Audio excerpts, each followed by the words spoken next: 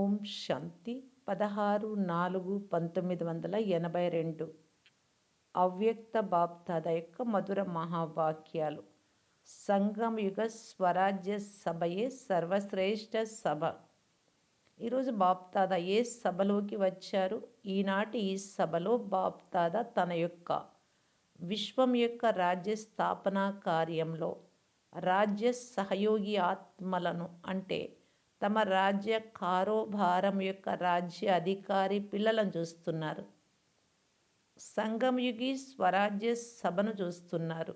స్వరాజ్య సభలో నలువైపులా ఉన్న సర్వ రకాల సహయోగి ఆత్మలను చూస్తున్నారు. ఈ స్వరాజ్య సభ యొక్క శిరోమణి రత్నాలు బాప్దాదాకు ఎదురుగా లేకపోయినా దూరంగా ఉన్నా కానీ మాల రూపంలో రాజ్య అధికారి సింహాసనంపై ఎదురుగా కనిపిస్తూ ఉన్నారు. ప్రతి ఒక్క రాజ్య అధికారి సహయోగి ఆత్మ తన యొక్క విశేషతల యొక్క మెరుపుతో మెరుస్తూ ఉంది. ప్రతి ఒక్కరూ రకరకాల గుణాల రూపీ నగలతో అలంకరించబడి ఉన్నారు. రాజ్య సింహాసన అధికారికి గుర్తు ఏముంటుంది? అందరూ సభలో కూర్చున్నారు కదా. కొంతమంది ముందు ఉన్నారు, కొంతమంది వెనుక ఉన్నారు, కానీ సభలో ఉన్నారు కదా. రాజ్య సింహాసన అధికారికి గుర్తుగా ఛత్ర ఛాయ యొక్క గొడుగు రాజఛత్రం మంచిగా మెరుస్తూ కనిపిస్తుంది. ప్రతి ఒక్కరూ డబల్ ఛత్రధారులు. ఒకటి ప్రకాశ కిరీటం అంటే ఫరిస్తా స్వరూపానికి గుర్తు. వెనువెంట రెండు విశ్వ కళ్యాణం యొక్క బేహద్దు సేవ యొక్క కిరీటధారిగా ఉన్నారు. కిరీటమైతే అందరి తలపై ఉంది, కానీ నెంబర్ వారీగా ఉన్నారు. కొందరికి రెండు కిరీటాలు సమానంగా ఉన్నాయి. కొంతమందికి ఒకటి పెద్దదిగా ఒకటి చిన్నదిగా ఉంది. కొంతమందికి రెండు చిన్నగా ఉన్నాయి. వెనువెంట ప్రతి రాజ్య అధికారి యొక్క పవిత్రత వ్యక్తిత్వం ఎవరిది వారిదే. అదేవిధంగా ఆత్మీయత యొక్క వ్యక్తిత్వం కూడా ఎవరిది వారిదే నెంబర్ వారీగా కనిపిస్తుంది. ఈ విధమైన స్వరాజ్య అధికారి సహయోగి ఆత్మల యొక్క సభను చూస్తున్నారు. సంగంయుగి శ్రేష్ఠ సభ, భవిష్య రాజ్య సభ రెండింటిలో ఎంత తేడా ఉంది? ఇప్పటి సభయే జన్మ జన్మాంతరాల సభకు పునాది. ఇప్పటి సభ యొక్క రూపురేఖయే భవిష్యత్ సభ యొక్క రూపురేఖను తయారు చేస్తుంది. ఇప్పుడు రాజ్య అధికారి సహయోగి సభలో నా స్థానం ఎక్కడ ఉంది అని మీకు మీరు చూసుకుంటూ ఉన్నారా? అందరి దగ్గర పరిశీలన చేసుకునే యంత్రం ఉందా? విజ్ఞానం యొక్క క్రొత్త యంత్రాల ద్వారా భూమికి పైన ఉన్న ఆకాశం యొక్క చిత్రాలను తీస్తున్నారు. అక్కడి వాయుమండలం యొక్క సమాచారం చెప్తున్నారు. ప్రకృతి తత్వాల యొక్క అలజడి యొక్క సమాచారం ముందుగానే చెప్తున్నారు. అయితే మీరు సర్వశక్తివాన్ బాబా ఇచ్చిన అధికారం కలిగిన ఆత్మలు కనుక మీ దివ్య బుద్ధి యొక్క యంత్రము ద్వారా 3 కాలాల జ్ఞానం ఆధారంగా మీ యొక్క వర్తమాన కాలాన్ని మరియు భవిష్య కాలాన్ని తెలుసుకోలేకపోతున్నారా? అందరి దగ్గర యంత్రం ఉంది కదా. దివ్య బుద్ధి అందరికీ లభించింది. ఈ దివ్య బుద్ధి రూపీ యంత్రాన్ని ఏ విధంగా ఉపయోగించాలి, ఏ స్థానంలో అంటే ఏ స్థితులై ఉపయోగించాలి అనేది కూడా తెలుసు. త్రికాలదర్శి స్థితి యొక్క స్థానంలో స్థితులై 3 కాలాల యొక్క జ్ఞానము ద్వారా యంత్రాన్ని ఉపయోగించండి. ఉపయోగించడం వస్తుందా? మొదట స్థానంలో స్థితులు అవ్వడం అయితే వస్తుందా? అంటే స్థితులు అవ్వడం వస్తుందా? ఈ యంత్రము ద్వారా నా నంబర్ ఏంటి అని మీకు మీరు పరిశీలన చేసుకోండి. అర్థమైందా? ఈరోజు సర్వస్వ త్యాగుల యొక్క విషయం గురించి చెప్పడం లేదు. ఇప్పుడు కూడా చివరికి కోర్సు మిగిలిపోయింది. ఈరోజు బాప్దాదా తన యొక్క రాజ్యసభ యొక్క సహయోగులను చూస్తున్నారు.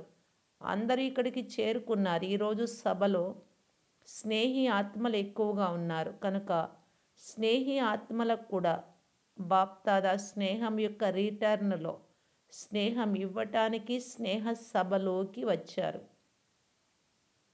తండ్రిని కలిసే మేళా జరుపుకోవాలి అనే ఉత్సాహ ఉల్లాసాలు కలిగిన ఆత్మలున్నారు కనుక బాప్దాదా కూడా కలయిక జరుపుకోవాలి అనే ఉత్సాహ ఉల్లాసాలతో కూడిన ఉత్సవానికి వచ్చారు. ఇది కూడా స్నేహ సాగరుడు మరియు నదుల యొక్క కలయిక. మేళా జరుపుకోవడం అంటే ఉత్సవం జరుపుకోవడం. ఈరోజు బాప్దాదా కూడా మేళా యొక్క ఉత్సవంలోకి వచ్చారు మధుబన్కు. బాప్దాదా మేళా జరుపుకునే ఆత్మలను మరియు స్నేహం పొందే భాగ్యశాలి ఆత్మలను చూసి సంతోషిస్తూ ఉన్నారు. మొత్తం ఈ విశాల విశ్వంలో లెక్కలేనంత జనసంఖ్యలో ఎటువంటి ఆత్మలు తండ్రిని కలిసే భాగ్యాన్ని పొందుతున్నారు అనేది బాప్దాదా చూసి చాలా సంతోషిస్తూ ఉన్నారు. ప్రపంచంలో ముందు నిరాశవాదులుగా ఉన్నవారు తమ యొక్క సర్వ ఆత్మలను పూర్తి చేసుకునే భాగ్యం తీసుకున్నారు. విశ్వంలో ప్రసిద్ధమైన ఆశావాదులు కూడా ఆలోచిస్తూ మరియు వెతుకుతూ ఉన్నారు. వెతుకుతూ అన్వేషణలోనే నిమగ్నం అయిపోయారు. కానీ స్నేహి ఆత్మలైన మీరు స్నేహం యొక్క ఆధారాన్ని పొందారు కనుక ఎవరు శ్రేష్టమైన వారు? కొంతమంది రాష్ట్ర చర్చలతో శాస్త్రాలలోనే ఉండిపోయారు.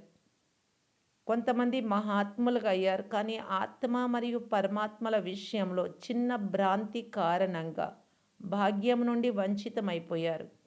పిల్లలుగా అయ్యుండి భాగ్యం యొక్క అధికారం నుండి వంచితమైపోయారు. గొప్ప గొప్ప వైజ్ఞానికులు పరిశోధనలు చేస్తూ దానిలోనే నిమగ్నమైపోయారు. రాజకీయ నాయకులు ప్రణాళికలు తయారు చేస్తూ ఉండిపోయారు. అమాయక భక్తులు అణువణువులో భగవంతుడు ఉన్నారు అని అణువణువు వెతకడంలోనే ఉండిపోయారు. కానీ పొందినది ఎవరు? భోలానాథుడి భోలా పిల్లలు మీరు పొందారు. గొప్ప బుద్ధి కలిగిన వారు పొందలేదు కానీ సత్యమైన మనస్సు కలిగిన వారు పొందారు. అందువలననే సత్యమైన మనస్సుకే యజమాని రాజీ అవుతారు అని అంటారు. యజమాని అంటే భగవంతుడు.